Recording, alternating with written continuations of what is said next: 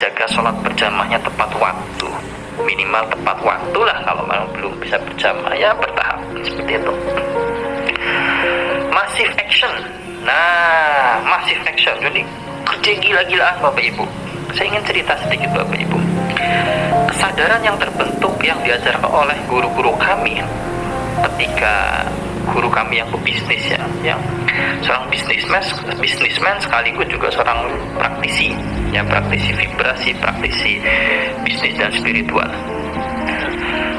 Massive action, kita kerja luar biasa sebenarnya adalah untuk kita pertama membangun kesadaran ya bahwa investasi terbesar adalah investasi ilmu leher ke atas.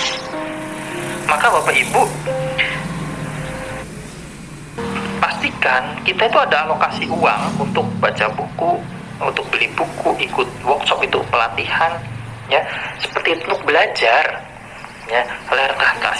Yang kedua adalah pastikan dalam ikhtiar lahir kita bisa cukup mencapai angka cukup ya, cukup yang dimaksud di sini adalah ketika angka itu dapat muncul, maka muncul rasa berkelimpahan, rasa sugih, rasa kaya, syukurnya luar biasa. Contoh Bapak Ibu ya, angka misalkan 3 juta, 1 bulan punya penghasilan 3 juta, cukup merasa kaya, merasa berkelimpahan. Itu buzzernya, itu pondasinya itu.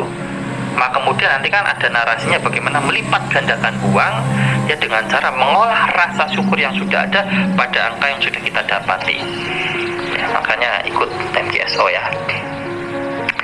Nah lanjut, bebaskan diri dari kemelekatan adalah kunci jalan keluar atas segala masalah. Tadi sudah ya Bapak Ibu dibahas ya.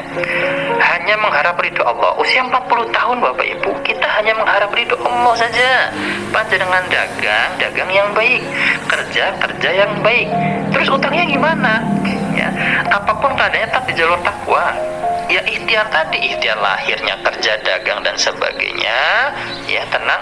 Ikhtiar batinnya dengan doa, zikir, amalan, mengharap ridho Allah. Tetapi dalam kedua ikhtiar tersebut, ikhtiar lahir maupun batin tidak melekat ya, kita hanya mengharap ridho Allah ya, bisa dipahami ya.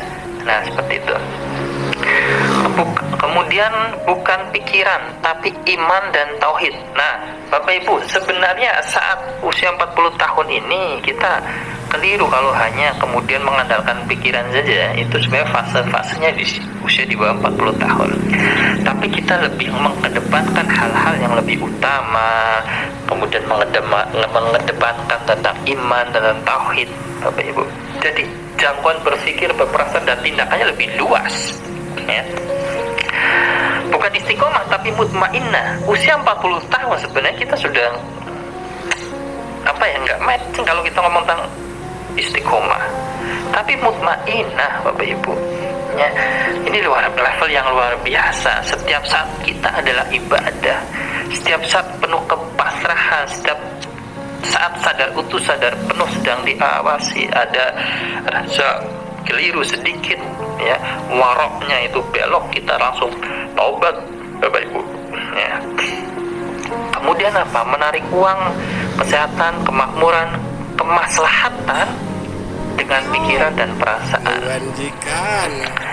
Bapak Ibu, saya lagi belajarlah di usia 40 tahun untuk tidak mikir diri, tapi mikir orang lain ya. Kalau kita mikir orang lain ya, maka kita pasti akan tercukupi. Kalau kita mikir diri, berarti ada sesuatu yang keliru di pikiran, hati, jiwa dan pikiran kita ada yang keliru. Allah maha kaya dan mengkayakan, masa kita nggak percaya? Terakhir Bapak Ibu, saya ingin mengajak kembali panjenengan ya, yang usianya sudah 40 tahun ke atas ya. Ayo, tadi yang pertama cek surat Al-Ahqaf ya ayat 15. Sekarang yang terakhir cek Quran surat Nuh ayat 10 ya.